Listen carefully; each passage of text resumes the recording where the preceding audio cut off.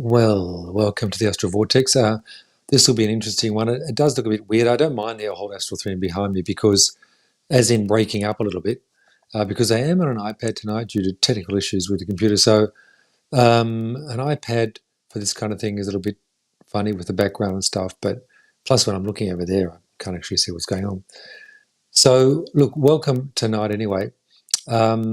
This is the second part of the series I started last week on the kind of experiences that you will actually have in the astral.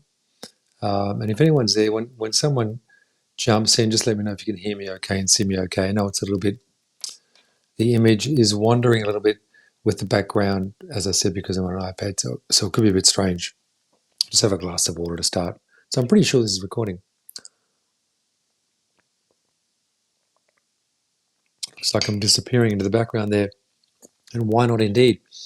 So this one, before we even start with the kinds of experiences that you can have. So last week I talked about a few experiences. If you were there last week, you would have remembered them maybe, but I might even go over some of them again.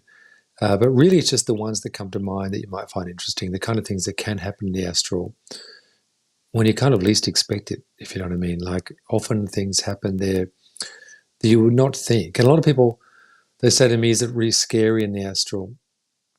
Well, really, it kind of is, and it isn't. It is. It is sometimes a bit scary in the beginning because it's, as I've said so many times, it's more real than real. Like it's a very hyper realistic state of being. So it's like you're thrown into, 32K resolution or higher. So that in itself, the hyper reality of the experience, for some, it can be almost too much, But after a while, and with me, it was easy because I was kind of thrust into these situations without even realizing what was going on. It just kind of happened. So I kind of didn't really have any choice in the matter. I probably did have a choice in the matter not to go, but it just seemed so good. And as I've said to you many times, or those who've seen my videos, this feeling of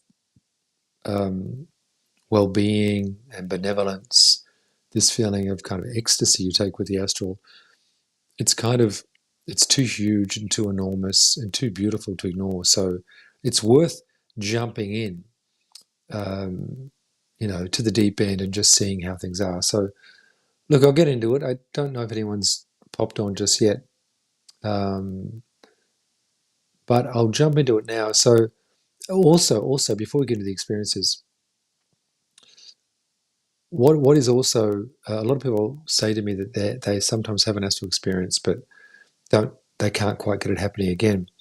So what I'll often say to them is to really, and I just sent this out in my latest newsletter, and do subscribe to my website if if you haven't got my newsletters. I'll just pop that in now on my website so you can see it. As I said, I'm on an iPad, so this is interesting. It's a bit different to normal, but I think it does work. Yeah, there we go. So yeah, what I mentioned in my latest newsletter was kind of to fall in love with the process rather than the result. I know that sounds a bit glib, but it's so true. I found the exercises, just to actually enjoy the actual exercises that kind of get you going astral. How I perceive it, it's a bit like a spiral. Imagine if you're circling an ancient fire and you think of the rituals as, as kind of those pagan rituals, shamanic rituals that really all cultures seem to have engaged in, is this notion of the fire. And you think of circling the fire. And I think with the astral experience, it's very similar. If you think of these processes, as I said, to those who are joining me, I'm on an iPad, so it's a bit weird tonight, but that's okay. It kind of goes with the astral theme, as long as I don't move too much, I think. But this notion of circling the fire is very good. So I'm talking about, before we get into these extra experiences, just about falling in love with the process of astral travel. So I love the exercises. I love the different meditations that seem to get me there and that I feel are relevant to the experience. So I talked before of a spiral. If you imagine, like the notion of dancing around a fire, And this notion of trying all these different experiences before you kind of plunge yourself into that fire. If you see, often the astral realms are depicted as a kind of a flame, like a violet flame, because it's there that we experience the archetypes and we burn away a lot of karma. So we burn away a lot of the load that we are carrying with us, a lot of this notion of suffering that we don't really need. So that's where it's very transformative. But without going into more detail on that, if you think of a spiral, like you're going around the fire, and then as you go around, things get quicker and quicker, and you get to the center, and you go up. It's the same thing with the astral experience. To any of you who, and feel free to drop any comments. If make sure I think you can hear me. It's the first time I've done this on an iPad. And it's probably the last time, only because of a tech issue with the computer. But um, to fall in love with the process. So there's so many different exercises you can do to get astrally aware, to get aware in these higher dimensions, and to kind of obsess with the process is going to get you more success than obsessing with the result. I know that sounds a bit weird, but and I think I found that the astral experience, and the reason I say that is it's just regardless of what's going on in the astral, it's my being when I'm there. Like I'm kind of really, you just really enjoy being there. It's almost anything can go on. And I found that I think the Buddhists called it equanimity, that state of just kind of being present and enjoying it no matter what's going on.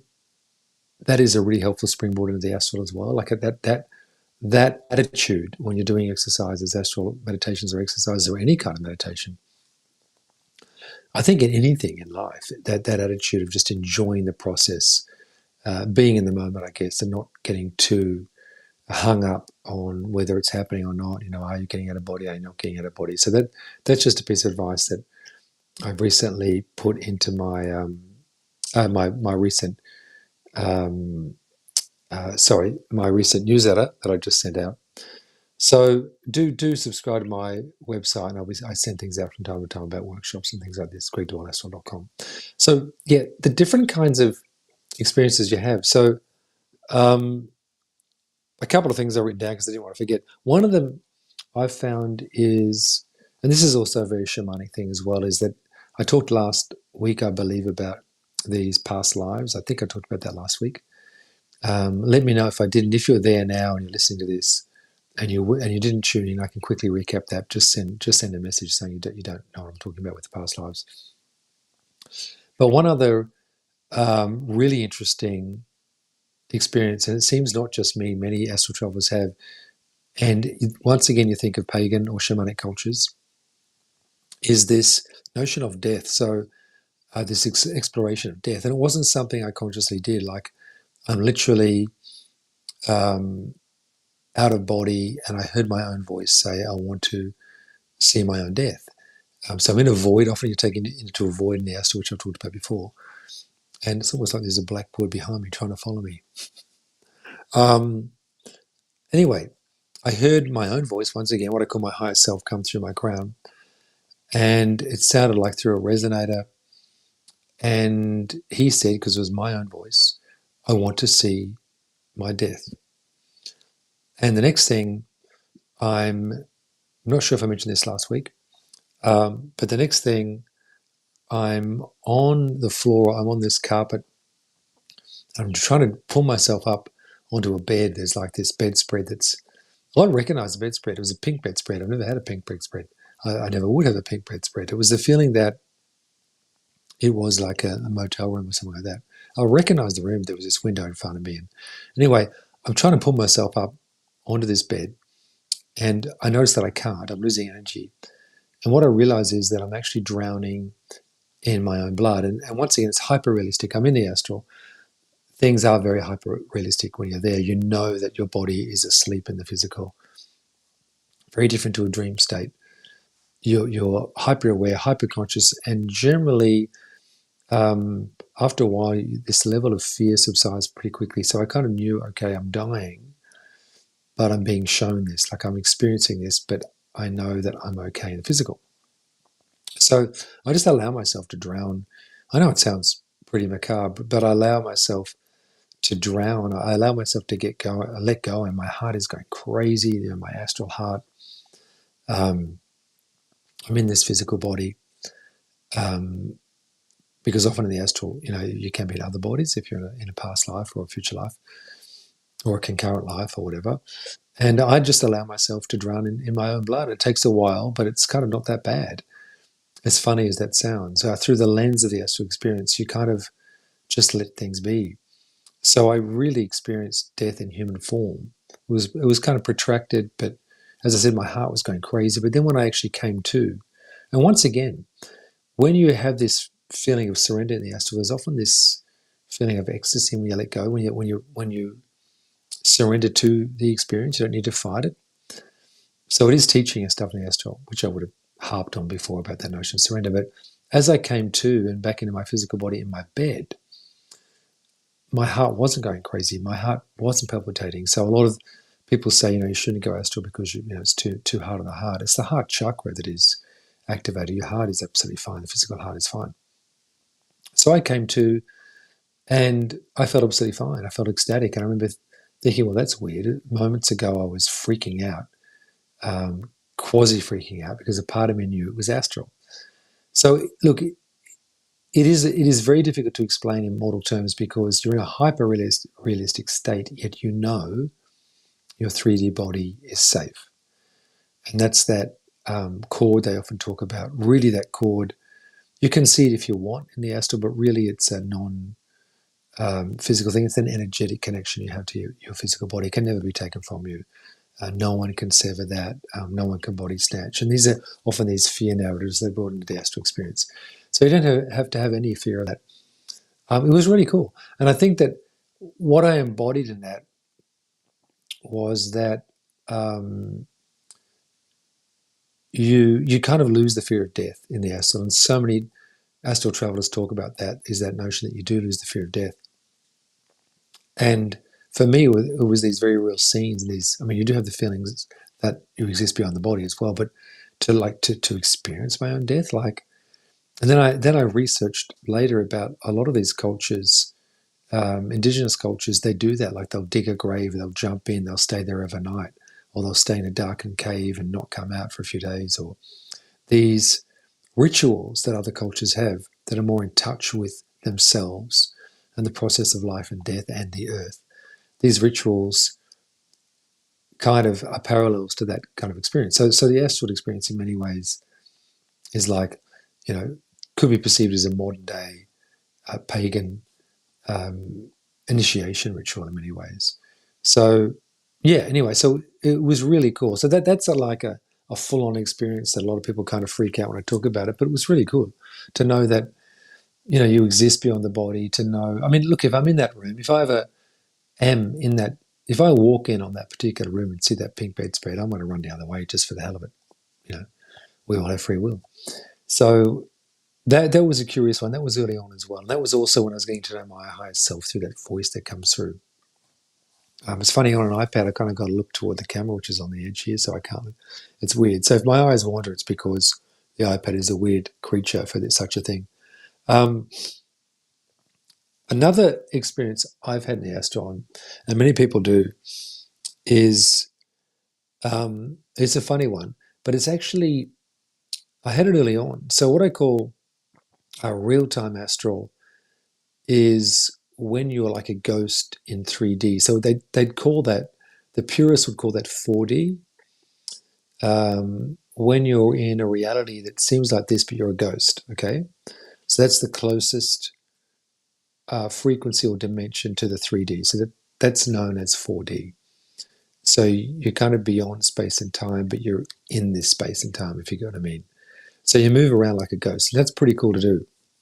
Early on, what I find myself doing is I'd be kind of, people to be walking the street, okay, and I'd know the street. I'd walk up the street or find myself in a place I knew.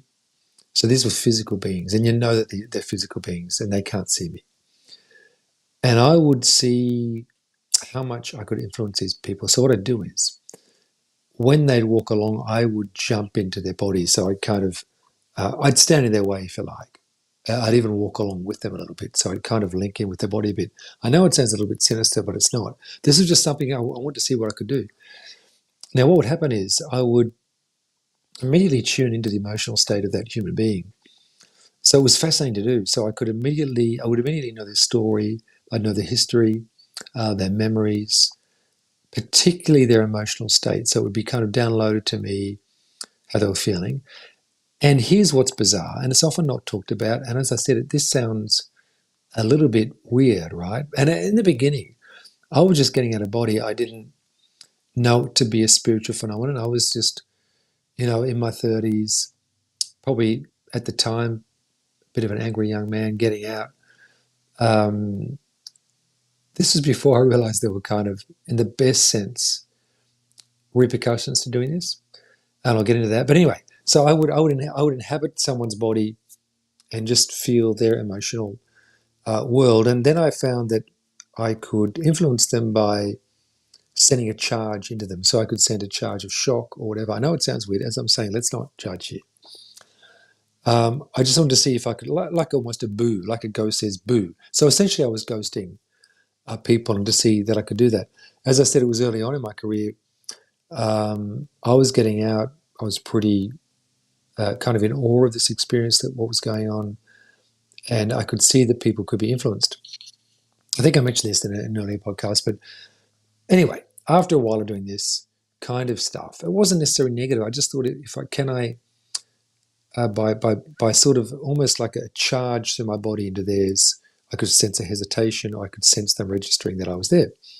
How that comes across is, look, I learned in many ways the technology behind the 3D realm, the karmic realm. So we are being influenced by certain beings, and so that's why protection of these things, or empowerment, if you want to call it, is a really good thing. It's not necessarily negative. I wasn't inflicting any negativity upon these people. I was just seeing if I could influence them in some way. One time I was flying down on this very theme. I was flying down, for some reason. Often I'd find myself in the basement of churches or exploring. There was often a really weird vibe, like a bit of a dark vibe, and I thought, what's this all about? Why am I finding myself? And funnily enough, a few years ago, I found myself living in Spain, in an area around Valencia, which was the epicenter of the Spanish Inquisition. So I did tune into that vibe. That's for another chapter altogether. But anyway, one day I'm flying down above a church, and this guy comes out of the church. He's got this really pulsating green aura, and he's been like in a very good, he was obviously praying in the church. He meant it, and he's got this expanded aura. He comes out. I fly down above him. I cross my fingers, and this is in the astral, and I say to him, I boom out, Jesus loves you, right? And I just send this into his aura. So what he does is he just stops. I see his aura fluctuate with colors. So it's like throwing a stone into a puddle. And I see him disturbed for a moment. He looks around, but he doesn't see me, and then he walks on. Behind me, and some of you might have heard the story, but behind me, I hear somebody in the astral say, Greg, please don't do that again. And it was a very nice person. It was a very nice, and funny enough, if you've ever seen the film Meet Joe Black, is it? The film with Brad Pitt, where he's playing an angel, but I think it was that kind of very angelic, light being, just, in the nicest possible sense. It wasn't even a telling off or a backhander or an admonishment. It was just Greg, because they'd been watching me, and you don't need to do that. And it was kind of good, because I thought, great, there's some kind of control out here. There's some, and how I see it is that this guy was Meet Joe Black. Thanks, Em. Em's just put there. As I said, I'm on an iPad, which is weird. I'm looking for the keyboard. At least it works on an iPad. Yeah, Meet Joe Black. It was a good movie at the time, I remember. And so you've probably heard this story, Em. And it was just a feeling of good. There are astral guardians. So, and there are astral guardians. So, because I was kind of playing silly buggers in the astral. Um, when I say silly buggers, sometimes trying to pull out people who I didn't know and that kind of stuff. And early on, just seeing, it sounds weird, but there are certain, you know, um, You can kind of play, God on certain worlds if you want, and that's an interesting thing to get into. But the thing is, um, what I realized was that when you are getting out like a ghost, you can't really change someone's will, and I think it was good to learn it from that viewpoint. Because it doesn't freak me out now. Because ghosts did scare me early on. Aliens fine, but ghosts not that good. But people have got to know that so-called spirits or beings in these higher dimensions that are, um, if you like, you know, in that fourth dimension, in that closest dimension to us, which is which you would call the fourth dimension, or the lower astral, they often call it as well. There are beings that are around there, and they're kind of having a relationship with that. But know that if you put the right mechanisms around and you have enough light within you and you're conscious enough, right? When I say conscious enough, you want to get pretty clear. Addictive substances definitely feed into that. We think of the notion of spirits. Because what happens is when you're on an addictive substance, you kind of give over an aspect of you. So, but that's still okay. You can still sort that out. You can still get rid of them. So, look, these are just some of the experiences I've had, and there are chapters in every sentence I'm saying that we could discuss. But anyway, that was really cool to know that there's guardians out there. There is a control mechanism. I see the astral is very safe. Just go for it, kind of stuff. And I think if you use protocols to keep a certain amount of protection around yourself, like white light, violet flame, blue light, all these kind of things, and to recognize you do have, a god being or goddess within you. That is a sovereign being. You can just command these entities or energies. If you feel distracted or feel there are energies in you that are not you, you can just command them to leave your body. In the beginning, I did that a lot, and I'd feel them spiraling out of my crown. Once again, this notion of spiraling is interesting. I talked early on about this circling of the whole astral experience. Then we think of water, needs to spiral to be effective in your system. We think of Fibonacci sequence, all of these things. So it's that is pretty cool. So I liked ghosting in the beginning, and also for me, being out in the fourth dimension or what I call real-time astral, I'd be shown things that are real and I'd find them out later. So like, the notion of being shown a card that's stuck on the roof and then you actually see what that card was. So in the beginning, the astral was proving to myself that this was a real phenomenon that was happening. I wasn't just going mad when I would see things that would later happen. So your sense of, what's it called, deja vu is off the charts when you start to go astral. It's just off the charts. Anyway, I want to go into some other situations. One really great, and welcome if you're along, and do drop any comments. As I said, tonight I'm on an iPad. It's not normally so flaky, the background. iPads don't do that so well, that kind of thing. See that background I'm actually in now, very similar to a planet I would visit. And any of you who've heard my talks, or even I might have mentioned in some videos before, but as this particular video is about different experiences, this particular planet I would go to, but of course I'd be facing the other way. And I would see this big kind of reddish moon, as you can see there. Did not see my hand. Oh, that's interesting. And another moon over there. Very similar. And on this planet, that's why, it is called an astral body. It is a star body. We often do navigate the actual physical cosmos. It's quite bizarre. And in the astral whether it's a physical world or a non-physical world. It's kind of bizarre. Hey, Caesar, how are you? Good to see you.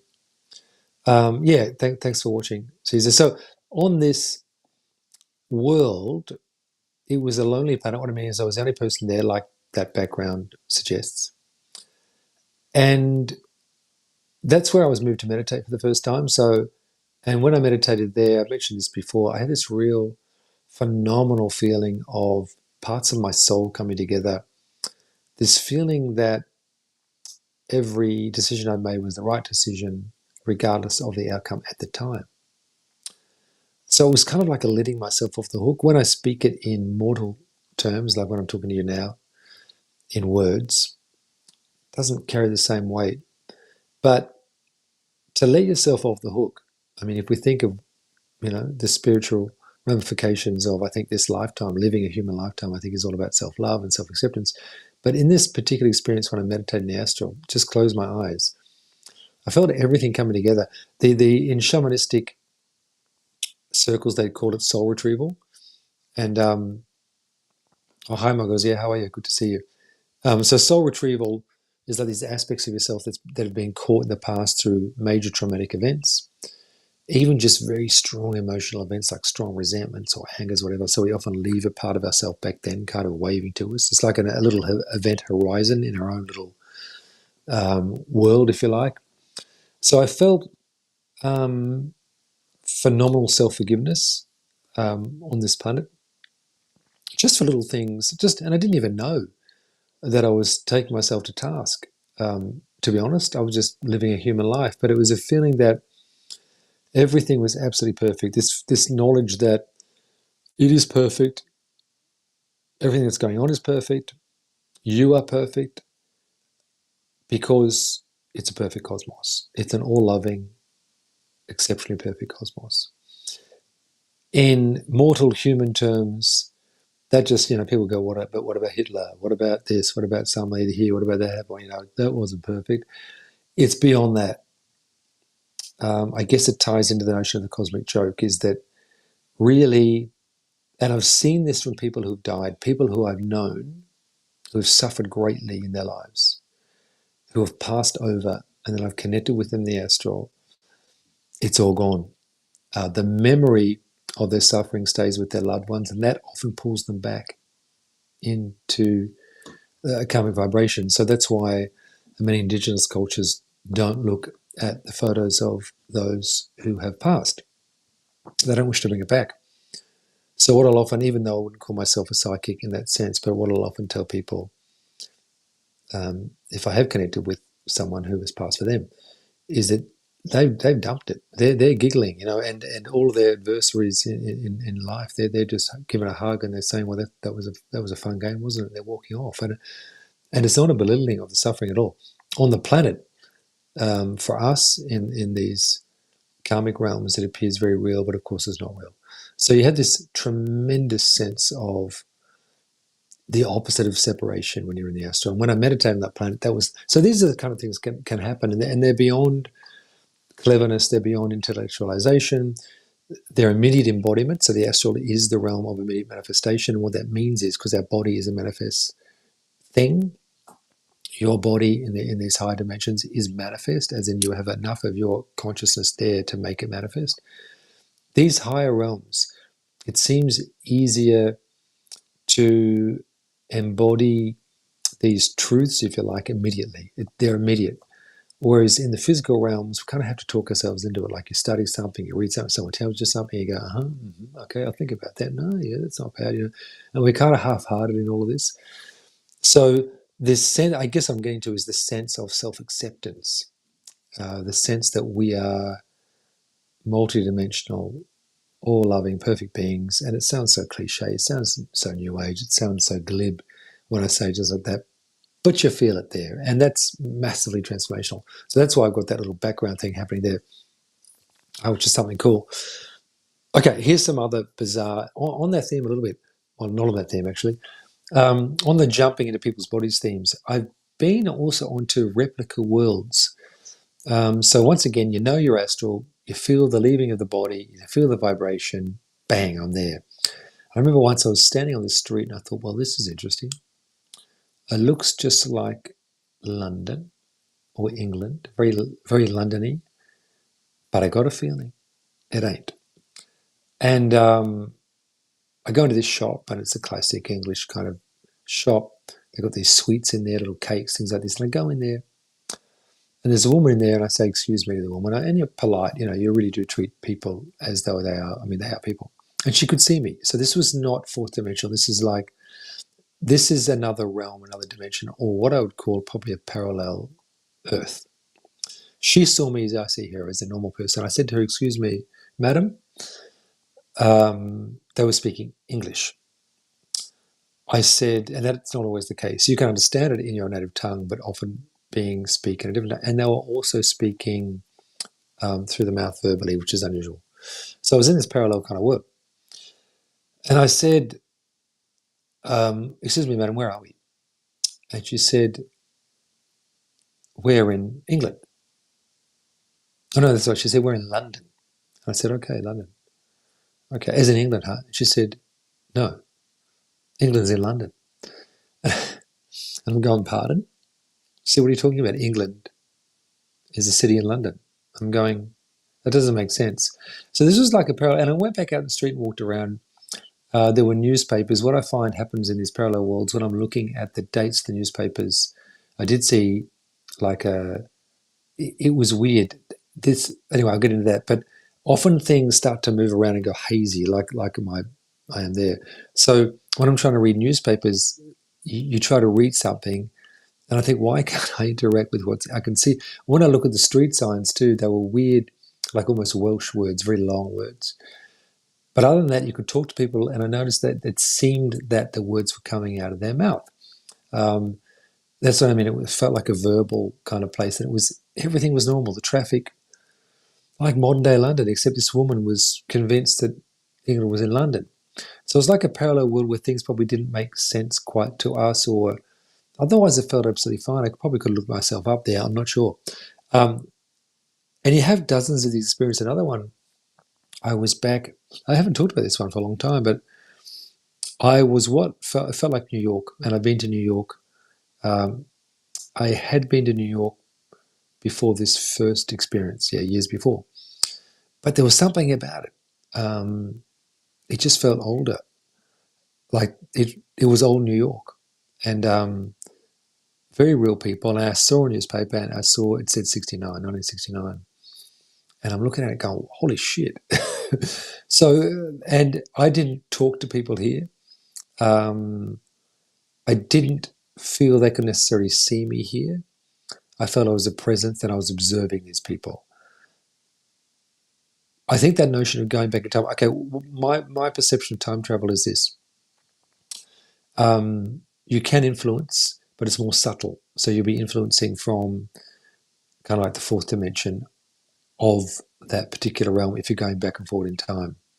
So you're an observer, okay, but there is influence if you wish to be influenced. At that stage, I learned not to influence, okay? So I didn't try to influence, and I wouldn't try to influence. However, what I'm finding out, and this is something personally that I'm engaged with and I haven't spoken about much, is that the notion of kind of what I call kind of bilocation, where you can be in one, well, that's basically astral travel, isn't it? But when you can get enough energy to actually manifest yourself in a completely physical past or future realm. And so that's something I'm thinking about. Now, therefore, if I'm thinking about that, therefore other people must have done it. So is there influence going on from past and future? From my point of view, absolutely. Are there beings walking around who are not from here that you can see? Absolutely. That's my feeling. I've met some beings in this realm, 3D, that don't have auras. Other people can see them. I've seen animals. I once had to give Reiki to, when I was living in the Mornington Peninsula. It's an interesting theme, to a lama, as in not a Tibetan, but a alpaca kind of creature. And this, okay, so this lama was supposed to be looking after sheep, but he wasn't connecting with the sheep. That's what they do. Sometimes they use lamas too. Anyway, when I went to the lama to give it Reiki, because early on I was often giving Reiki to animals for some reason, which I kind of liked because I learned that it wasn't placebo, and I probably need to know that. What I've found with this particular animal is it didn't have an aura, it didn't have the normal auric field. My perception was that it wasn't wholly of this dimension. So it wasn't, look, think about it. It was a kind of drone. It was like a biological drone. Beings from other realms will have the ability to send, if you like, drone-like things into our auras, so they can be people, or so rather than them looking like an alien standing on the street, they're probably going to look like a human, so they don't get observed. What I've seen in the astral, also in our realm, are that most cities have very large towers in the astral where there are non-humans observing. These people, these beings are observers. They can't change our free will, but they're observing. So there are very much rules out there. But I find this interesting that we think a spaceship has to look like a spaceship when a spaceship could look like a plane or a helicopter, make a noise like a helicopter, make a noise like a plane. So if a spaceship looks like a spaceship, it's wanting you to see it. It's wanting a reaction, is what I'm saying. I kind of went on a tangent there. Interesting stuff, though. I find it all really colourful, and there's nothing. Okay. Oh, g'day, Nitro. How are you? Hi, great question. Do you think that our dreams are the mind trying to make sense of our astral travels on out of body? There's a lot of that. There is that technically they talk about the dream body and the astral body. Astral body is kind of like a higher frequential being where you have more awareness. So there's more consciousness in your astral body. So you can do more and embody more. The dream body, I found, is like a watered down version. It's not quite, often something makes sense, but something else doesn't make sense. Like, there's logic in it, but then there's not logic, in your own world, in your own life. So, but oftentimes with people, it just means they're getting enough light into their field, often to have some kind of experience. But your field doesn't have quite enough light. Like in the astral, when I say light, I mean consciousness, okay, which is like a light. You're literally giving off a light.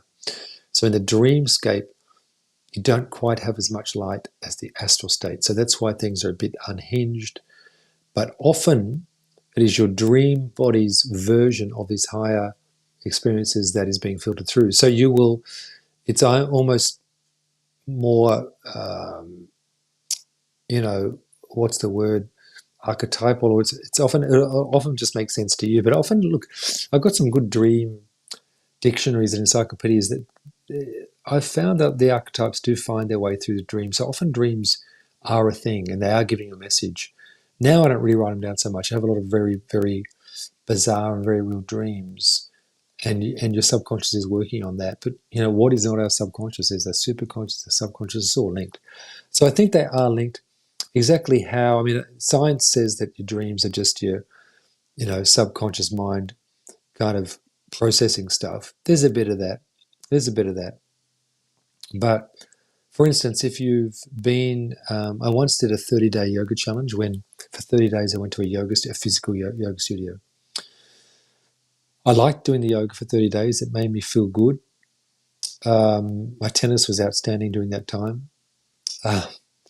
And my skin got really good.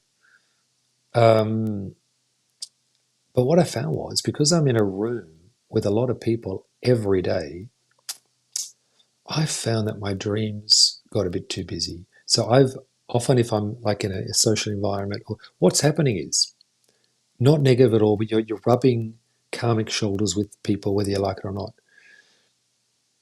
There'll be a karmic imprint in a chair for at least 72 hours.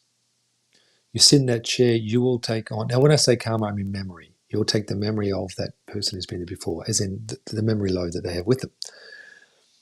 That's the nature of 3D. So I find if I'm around a lot of people, that's why a lot of people involved in trying to get spiritual refinement do keep to themselves a fair bit, do keep pretty quiet. You know what I mean? Like last week, I was in Adelaide. My brother had a book launch. He's a writer. He's written a really cool kind of Irish book, like it's like an Irish myth kind of. Anyway, and I found late nights in pubs, and definitely changed my dream. Plus, I was in a different city, but even I brought some of that back with me. Little by little, I just get rid of it. It's not that it's negative. It's just that it's karmic load from rubbing shoulders with so many people. So every time you shake hands with someone, you will. There is a something going on there, and you can see that in the astral. Not negative. It's just the way it is. So like monks have, Tibetan monks have, and not Tibetan monks. The Indian yogis, many of the traditions, they have 5 showers a day, and I'll have a cold shower in the morning to get rid of the karmic load of the night, because we do work it also through karma in our dreams. Then at night, I'll also have a warm shower and always follow with a cold shower. Interesting stuff. Hi, Greg. Did you say Reiki was or wasn't? It wasn't a placebo. That's what I learned through working with toddlers in the beginning, because they didn't know what I was doing. Animals in the beginning, their fields, both babies and toddlers, young children, and animals. Their fields, their auric fields are very, very open, so they have a very quick response to energy healing. So I think for me, it was interesting that I would have these clients early on, as I said, with animals, because I needed to realize, I need to know that, because I'd had some friends from my old life, if you like, who said, "Oh, it's placebo," and I probably need, even though I knew it wasn't, I needed to prove to myself that it wasn't. So that was what that's all about. Yeah. So what was I talking about then? Anyway, that was the. Oh, yeah, another one. This is a great astral. And this is the kind of thing that can happen. Okay, so I come to astrally. I wake up. The vibrations wake me up, and there I am. And there's kind of like a spider web. There's often an astral spider web in the realms, and I find myself just pushing this web. I know I'm out of body, but I'm in a little tunnel. And I thought, don't get scared. It's okay. I'm crawling through this little tunnel. I'm able to get my body through. What's going on? I don't know. I just find myself there. I know I'm astral, so I'm very conscious of everything. In fact, even now, my mind, as I say, the astral memory is just absolutely, so ingrained into your hard drive. As I talk about it, I feel like I'm doing it. So I'm pushing through this spider web, and then there's a black cat arching its back in front of me. So I'm thinking I'm in the astral. When I was represent, I don't really care. Bugger off, basically. So I sort of push it aside and nicks off. Often these little things are threshold entities. They're there to kind of test your test. I don't like the word test. They're there to monitor your level of awareness. If you're a scaredy cat at the time, funny I say the word cat, taking low-level stuff in it, you'll go, "Oh, that's scary," and you'll back off. In this reality, if a cat arches its back and you want to go somewhere, you'll probably just say, "Check it." So in this bit, I just remember swiping it left. So I swipe the cat left. Then I make my way through, and I can see there's something at the end. And I come out, it's almost like, if you think of it internally, it's almost like going through an igloo, if you like. There's the entrance to an igloo, but it's not an igloo, it's not ice. And I come into this room, and in this room, there's all these toys, like classic, like you'd see from a kid's Disney movie, like big boxes and wrapped up with gold ribbon. And there's this toy Santa sitting there. So when I say toy Santa, he's like a plastic Santa with the eyes rolling, and I know he's in bits. It's not real. It's not a real Santa. It's like a toy Santa. Anyway, he starts to move, and this is out of nowhere. Like, I know I'm in the astral. I think, why is Santa? And he's moving. His eyes, every time he looks at me, his eyes are going, like the plastic eyes. I'm thinking, this is surreal. I'm just looking at him, going, what on earth? And the vibe felt like I was in like a big Christmas basket, lots of presents, very cute, very nice, cozy. And I'm thinking, okay, this is weird. And he's handing me in his plastic hand a little gift box. And as he hands it, I'll never remember this, he's handing it to me, and I'm just looking at his eyes going, what? Like, that's real. That's like a plastic Santa that's alive. Like, this is, oh, what? I just remember going, holy shit, like this thing can move independently. And he's kind of looking at me, no, look at what I'm giving you. So I take this box from him. I'm still looking at him going, this is really weird. Why is there a toy Santa? The Santa, by the way, and how's that for memory? The Santa was wearing a green suit, not a red suit. And a white kind of greyish beard with a green suit. Now get this. Years later, I was to read that Santa, that Coca-Cola turned Santa red, his suit, in the 1920s for advertising, because they used Santa for a Coke commercial. And that was when they decided he'd be red. He used to be green. When I say used to be green, that's the case. Like in older Christian traditions, probably beyond. So he was a green color, a not red. Isn't that fascinating? And I saw that years before. So that was once again, there's another kind of verification. Anyway, so I opened this little box and I take out, and this time I could read the writing. And the writing was like that old Christmas writing. I still can see this really colorful, that old English calligraphy with the colored in capital letters. I'll never forget it. And I'm looking at it going, wow, the words aren't moving around, which often happens now. So you look at your hands or something when they start to melt. So, and the words said, what did they say? No, they said, open your heart to the magic of giving. I remember thinking, okay, open your heart to the magic of giving. I remember thinking, okay, fair enough. That's a pretty nice little message. Why I'm being showed Santa showing that, am I not a giver? Am I a selfish person? It's funny. So I guess over the look, once again, there is that. It's a pretty cliche kind of message, but when it's delivered from a green plastic Santa in the astral, pretty interesting. I guess it's this notion of, like I was saying at the beginning of this podcast, this notion that fall in love with the process of astral awareness rather than the end result, like all the exercises. So what I mean by that is it's somehow related. This notion that it's not really like it's good fun to be entirely present and give off yourself, I guess, for the sake of that. I know that sounds glib in that context, but I think it's more than that. I mean, I wasn't necessarily a selfish person. I thought, why am I being delivered that message? But I think what happens is astrally, when you're delivered a message in the astral, when you read a message in the astral, because of the nature of manifestation, because it is a higher manifest realm, as in it's a realm that preempts this realm. So manifestation comes through the astral and higher realms before the physical. So when you kind of meet it there, you're kind of meeting it there at the intersection earlier, if you like. So it just embodies into you. So it doesn't really matter. We can make logical meaning of these messages. Another message I got once was from was one of my guides. It was actually, it's already 7:48. That's hilarious. It was a female guide, and she said to me through my crown as I was kind of waking up, she said, Greg, you're going to die. I think she gave me a time limit. This was years ago. And I thought, well, that's interesting. I'm going to die. Holy shit. And I said, I remember saying, I said back to her, my guide, was coming through my crown and said, you're wrong. And I was coming to at the time, often when beings would speak to me in the astral, I forced myself awake and for a moment you can hear it all at once. It's kind of cool. So you can hear a disembodied voice in this reality. For a split second, it kind of elongates out. And I said, look, I've just gotten married. That's right. I remember. So I got married in 2004. So I said, look, and she said, I know you've just got married and all that, but you're going to die. And I think it was like in 20 days. And so I came into that thinking, okay.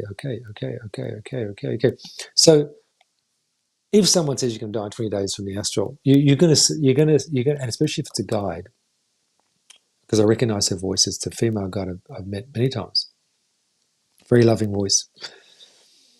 You can't help but really think about it. So not only was I reasonably careful in what I did physically, I without trying to, I just absolutely loved every moment of the next 20 days. Like loved it. Like loved it. Like just obsessed in the sun, the trees, I go for a surf. I think this is sensational. It wasn't really a choice to feel that way. I just felt it.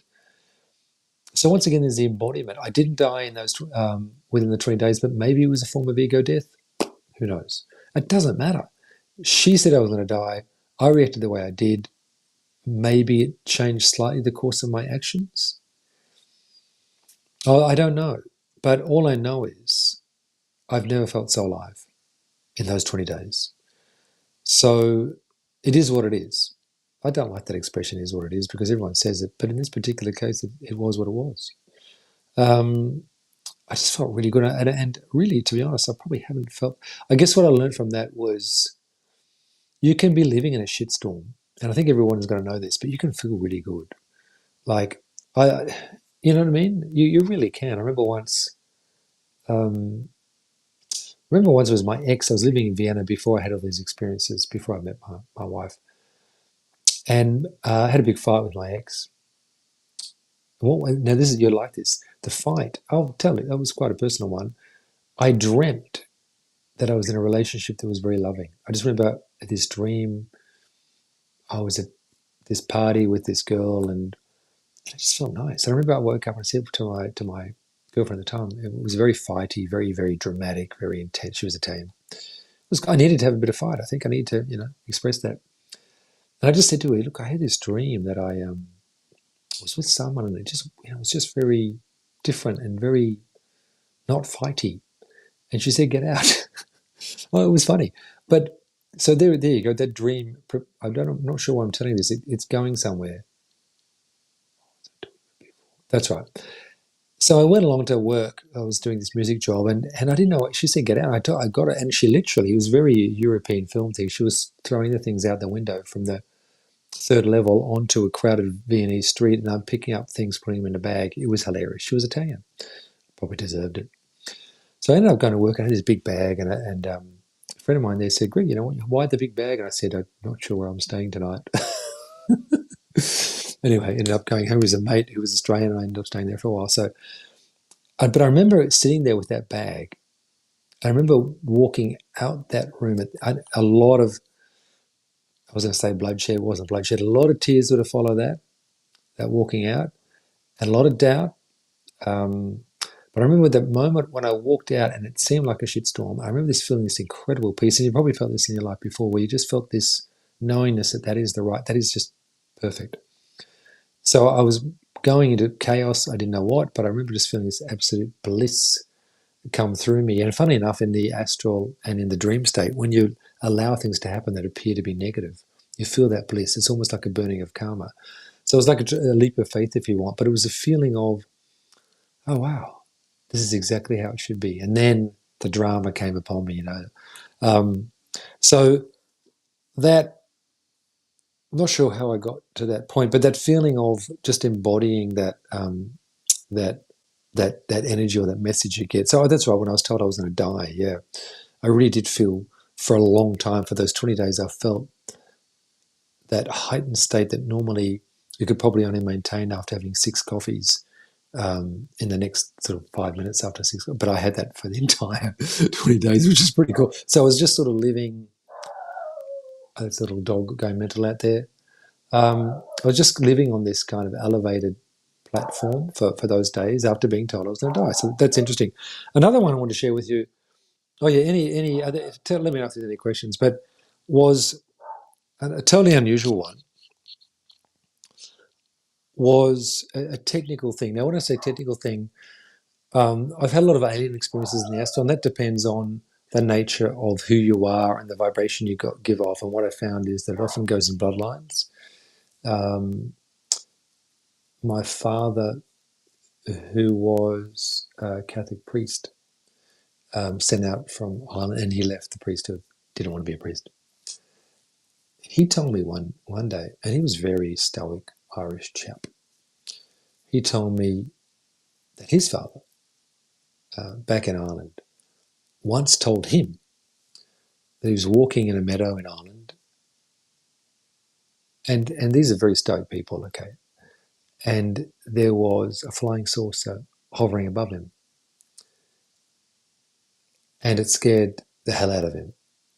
And he told my dad that just once, and I remember my dad told me that once. For some reason, he just told me once that yeah, and I just remember thinking that's very interesting.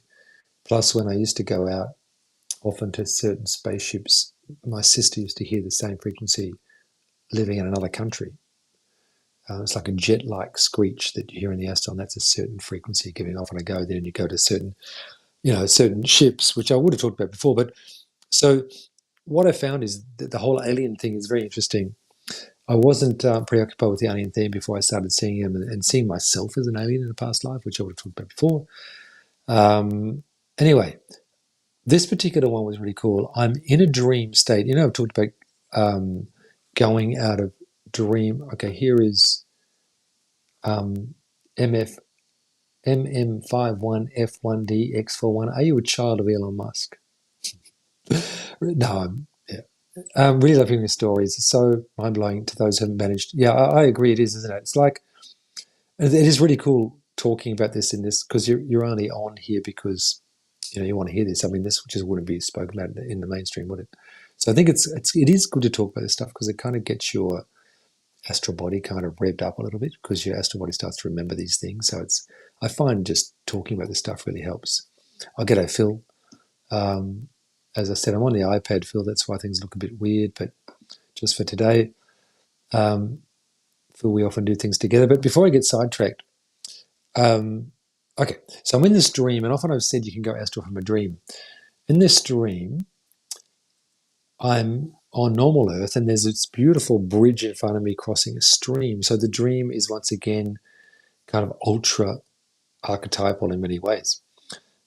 And on the other side of the bridge, I see this guy in a silver suit, an androgynous looking being, small, more male than female, I believed, with wearing a silver bodysuit. Okay. Very ET-ish. Anyway, but in a humanoid way. I cross the bridge, and when I cross the bridge on the other side, I become very lucid. So my mind all of a sudden, and I see behind this guy, there's these panels of light, all these different panels of glowing light. And he says, Greg, so he says my name, and I hug him. I hug him, he, she, whatever. I seem to know this being, and there's a real heart connection. And he's kind of quite stoic. He pushes me away, bald. And he says, Greg, let me show you something. And then I become fully astral. Okay, so I'm kind of gone from a dream state. I've crossed this bridge. I see these colors, which you could think of like some spaceship. There's this being who's clad in some kind of non-human attire, put it that way. Anyway, and then I go fully kind of astral, and that's when I'm seeing this. I'm looking through my brain. Okay, so I'm fully astral. I'm aware that I'm lying in bed, so I'm fully lucid. I'm looking through my brain, and these laser lights hitting my brain like bzzz, bzzz, really loud, like dentist drills, really loud, drilling into my brain. And it's really full on. I'm thinking, look, I'm going to abort. This is too full on. But it's like lightsabers coming into my brain, but also making a drilling sound. I'm hearing it. I'm literally seeing through my brain. Anyway, I'm about to abort. That stops. Then I start seeing these really modern kind of instruments, not musical instruments because I was a musician, but kind of these, I don't know what they are, technological things, computer, I don't know what they are. God, they're computer, I don't know what they are. But they're kind of on an invisible carousel and they're being passed through my aura. So I'm seeing them one after the other. And I'm thinking, what's going on here? Then a screen is being fitted into the right-hand side of my vision. I'm literally seeing a video screen being fitted in to the right side of my vision. And then all these like some kind of hieroglyphs that they're not earthly languages, but I'm seeing these coming like a download of some kind, like you'd see in a little screen, like all this code, and I'm feeling it in the back of my brain as well. I'm feeling code coming into my brain. I'm feeling physical code entering my brain while I'm in an astral state. So it's like I'm lying there in bed, able to look through my brain, able to see this screen being fitted, just the four corners of a video screen, and this code is being downloaded into my brain. That goes on for a while, and then I kind of come to, and once again, there's that ecstatic vibe, but it was a real feeling of clear, non-human technology. That was the feeling. It was introduced to me by this, this silver-clad being who I seem to know, so it's some kind of being I met before. It wasn't negative at all, but it was like a code. Now, once again, when I talk about embodiment in the astral, that code just went into my software. And what it meant, I'm not actually sure. I'm not actually sure. I don't know. And I've often gone through times when I felt there was one time, I remember in Melbourne, when I did get rid of it, I felt that there was a camera looking out at me. Often I felt that there were other beings looking through what I'm doing. Rather like being a drone. I felt like I was a drone looking out and beings were looking through me. It disturbed me at that particular time in Melbourne. I went to see my old Reiki master because I learnt Reiki at that stage, and I didn't mention anything about what I just said. Can she check my brain? And she said there was a chip there, an alien chip, and it wasn't necessarily helping me. And I felt at that stage it was, whether that was related to, I'm not sure, because this was years later. I don't think it necessarily was. But anyway, energetically, I did have that chip removed because I didn't want these beings looking through me. I did feel them waving goodbye, these particular aliens, and I kind of missed them for a while, but I felt it was really distracting me from my life. So this is what I say to a lot of people who have abductions. It's your choice. And at that stage, I felt that these particular beings were using my abilities or my senses, if you like, to learn, as an ambassadorial kind of position, if you like. And I still maintained that position, but not with those beings. I didn't really like that. That may be unrelated. I don't know. As I said, I'm only telling you what I know. I don't know if that was that particular screen being fitted into my brain. That was something else. I feel that was like codes. But that was interesting, that the notion of alien tech and our own biotech, if you like, because humans are biotech. That's basically what we are. We're soft tech. These are curious things you'll experience in the astral as well. Wouldn't call them negative because they're going on. And I found there are often certain families have similar experiences, or there are certain agreements that have been made with certain families. Yeah, there was one excellent series years ago I remember watching on TV. I couldn't find it again now. I think it was called Taken, really old series. It had one of the Fanning girls in it when she was a little kid. And it looked a lot at, it was a series, like a fictional series about alien abduction. It was very, very good.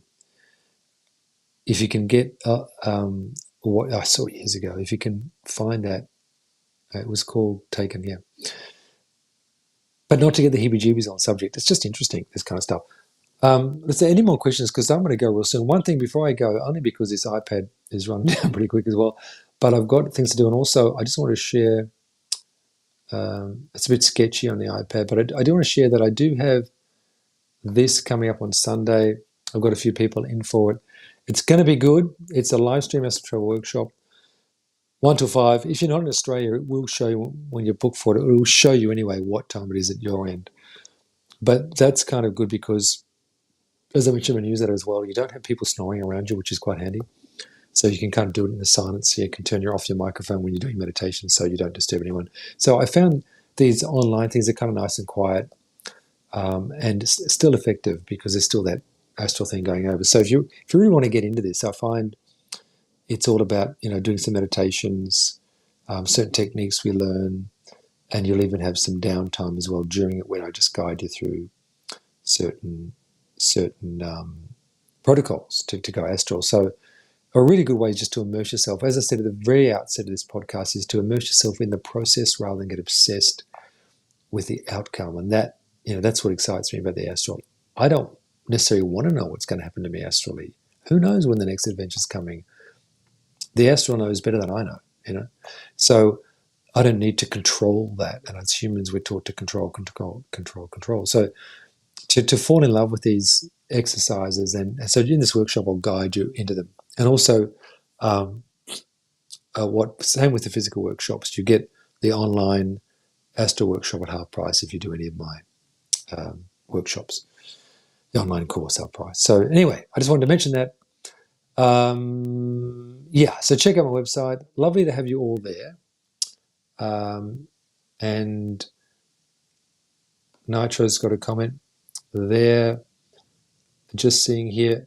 Any tips on how to stop the mind chatter when meditating and get really deep? Yeah, it is tricky, isn't it? I find it, to be honest, I find I even get clearer when I'm guiding other people in because I've got to. So I find keep your back straight is good. Keep your back straight and do it quickly. Like just, if you've got mind chatter, do control meditations just where you release the thought, just relax the body quite quickly, move through your body like a Pac-Man, just chomping away with awareness, release bubbles of thoughts. And you after a while, you just get into this very still state where there's nothing much going on. So I just think it's probably physical relaxation. Do it sitting, keep it pacey, your own meditation. Do it without any music is pretty good, I think. Without any music, I think.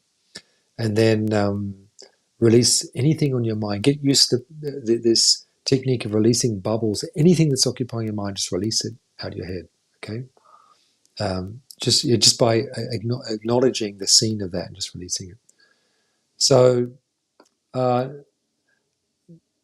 the workshop on Sunday will be recorded. Yes, everyone gets. So that's something. Some people do sign up just for the recording, so you get the 4-hour full recording after it.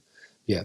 So that's quite good as well. It's just intense 4-hour, and there's always new stuff that comes up. So, and it's over Zoom, which is so you can actually talk if you're not there. If you are there, I mean, if you're not there, it's tricky. So anyway, look, it's been great to chat again. This recording will be going up on YouTube. I'll leave you for now. I think I discussed most of the stuff I wanted to talk to today, but just a few different kind of things. And I'll put up another theme for next week's podcast. But as I said, hope to see some of you on Sunday. It's worth it. It's worth it. It can just get you over the line if you're close to it. And even for those who are beginners, it's just really good meditation practices. Plus, people can talk their own. You can let me know your own personal issues with the asana. We can address those in the workshops. That's what's good because there's never too many people. They're quite intimate. So lovely to see you all. I'll be on the computer next time, which will be less transient, but it's very astral anyway. And I'll see you in the next podcast. Otherwise, I'll see you when I do. And leave any comments on YouTube or Facebook with the video as well. I'll get back to you. Okay, guys. Great to see you, and hope to see you next time. Hope to see you soon. Okay, see you.